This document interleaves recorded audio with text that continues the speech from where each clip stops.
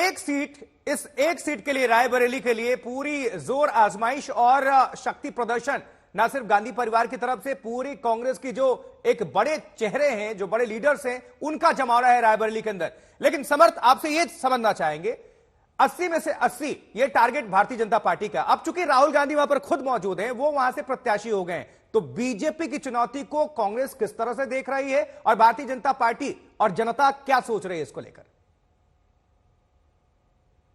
देखिए, रायबरेली का चुनाव जहां तक है, जो हमने पब्लिक से बात की तो एक बात साफ थी, पब्लिक ये चाहती थी कि यहां से अगर कोई लड़े कांग्रेस से तो गांधी परिवार का आदमी लड़े, वरना उनको भी पता था कि चुनाव पूरी तरीके से बीजेपी डोमिनेट करेगी। लेकिन अब क्योंकि राहुल गांधी यहां से चुनाव में आ गए हैं तो चुनाव बेहद कहीं ना कहीं इंटरेस्टिंग हो गया रायबरेली का। हालांकि अमेठी में जरूर कांग्रेस के भी कुछ नेता हैं जो मान रहे हैं, भले चर्चा खुलकर नहीं कर रहे हैं, कि केएल शर्मा के आने से, क्योंकि उम्मीद वहां राहुल या प्रियंका की थी, जैसे कि उम्मीद यहां प्रियंका या राहुल की थी, वैसी ही उम्मीद अमेठी को भी थी। लेकिन शायद नतीजा अमेठी में वो नहीं मिला जिस पर प्रधानमंत्री मोदी ने आज रैली में एक तंज भी कसा। लेकिन रायबरेली को फिलहाल प्रियंका भले ना मिली हो, लेकिन राहुल जरूर मिल गए। सोनिया की विरासत अब राहुल संभालेंगे, जैसे इंदिरा की विरासत पूरे गांधी परिवार ने संभाली थी, तो वो विरासत आगे बढ़ी है। अब देखना यह है कि क्या राहुल गांधी वायनाड सीट रायबरेली के लिए छोड़ेंगे, या रायबरेली 6 महीने या 8 महीने बाद एक उपचुनाव देखेगा जहां शायद प्रियंका गांधी रायबरेली की बागडोर संभालती नजर आए और राहुल गांधी वापस वायनाड जाते संभालते आए। हालांकि यह भविष्य की बात है, लेकिन वर्तमान स्थिति जो है वो आपको हम लगातार दिखाते रहे विजुअल्स के जरिए। कैमरामैन नीरज तस्वीरें दिखा रहे हैं पूरे वाइड फ्रेम करने को मैं कहूंगा एक बार उनसे कि जो कार्यकर्ता है वही वो कार्यालय है जहां पर पूजा पाठ होनी है, और राहुल गांधी जो गांधी परिवार है वो हमेशा चुनाव की शुरुआत, रायबरेली के चुनाव की शुरुआत पूजा पाठ हवन के साथ करता रहा है।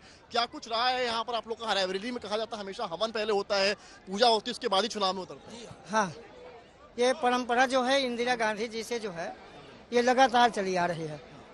स्वर्गीय इंदिरा गांधी भी केंद्रीय कांग्रेस कार्यालय में पूजा करते थे, सोनिया जी ने भी वो धर्म निभाया और राहुल जी भी वो ये धर्म अपना निभाते हैं। उसके बाद जो है ये नामांकन होता है।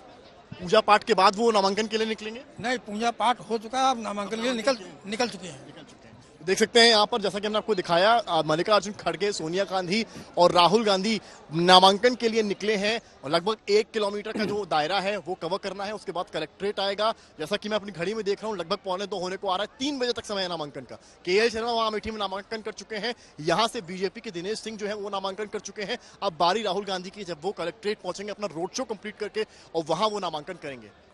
समर्थ, चूंकि आप तमाम कार्यकर्ताओं से और लोगों से घिरे हुए हैं, जरा उनसे सवाल भी कर सकते हैं। देखिए, इतिहास गवाह है, ऐसे कई नेता हुए हैं जिनकी रैलियों में, जिनके रोड शो में समर्थन में लाखों लोग उमड़ते हैं, लेकिन वो वोट बैंक में तब्दील हो पाता है कि नहीं, ये चैलेंज है, ये चुनौती है। आसान नहीं होगा, क्योंकि एक सीट के लिए अगर फोकस है पूरे कांग्रेस पार्टी का, शीर्ष नेतृत्व का, तो उनको भी पता है इतने माथापच्ची के बाद अगर राहुल गांधी को उतारा गया है तो बीजेपी उनके लिए अच्छी खासी चुनौती है। वहां से लोगों से बात करिए, क्योंकि वो कांग्रेसी सपोर्टर्स ही हैं, तो हो सकता है राहुल के हक में ही बोलेंगे। बड़ा दिन है, आप लोग ये मानते हैं बीजेपी से बड़ी चुनौती मिल रही है? बीजेपी इनके टक्कर में कुछ नहीं है, बीजेपी कुछ नहीं। यही सवाल मैं कुमार अभिषेक से ले लेता हूं। समर्थ, आप जुड़े रहिए, फौरन आपका रुख करेंगे। कुमार अभिषेक भी रायबरेली से हमारे सहयोगी जुड़ चुके हैं। कुमार, जरा जमीनी ग्राउंड आप दर्शकों की जो पूरे भारत में आज तक को देख रहे हैं, ये भी बताइए। राहुल गांधी उतरे हैं, दिलचस्प मुकाबला हो गया, लेकिन बीजेपी की चुनौती किस तरह से ले रही है कांग्रेस, और भारतीय जनता पार्टी का एडवांटेज या डिसएडवांटेज राहुल गांधी के उतरने के बाद किस तरह से आप देखते हैं वहां?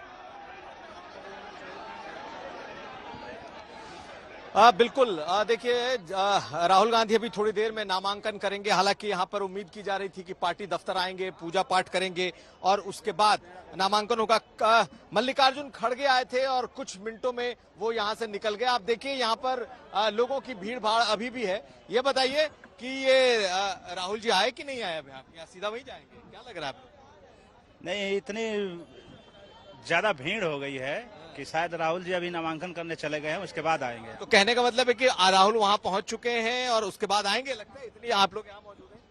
नहीं, आएंगे जरूर, क्यों नहीं आएंगे? जहाँ कार्यकर्ता रहते हैं वहाँ राहुल जी रहते हैं। लेकिन राहुल जी के बारे में है कि प्रधानमंत्री ने भी कह दिया कि उन्होंने छोड़ दिया अमेठी। अमेठी नहीं छोड़ा है, वो तो पूरे देश में लड़ रहे हैं।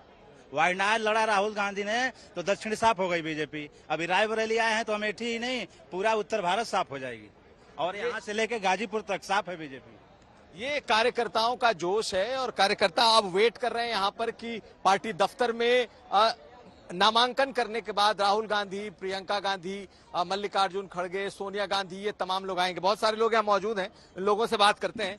ये बताइए, रायबरेली का क्या रहेगा मूड? आप लोग तो कांग्रेस दफ्तर में आए हैं। सुनिश्चित है, जीत सुनिश्चित है, तो ठीक है, आप दिन बढ़ेगी। लेकिन ये भी तो सवाल है ना कि उन्होंने अमेठी छोड़ दिया। इससे क्या फर्क पड़ता? एक व्यक्ति कितनी जगह से लड़ेंगे? ये तो एक मर्यादा है उसकी। अमेठी छुट्टी नहीं है, सुपुर्द की गई है। एक भरत वहां है, बाकायदा वो अमेठी भी जीतेंगे और रायबरेली भी जीतेंगे।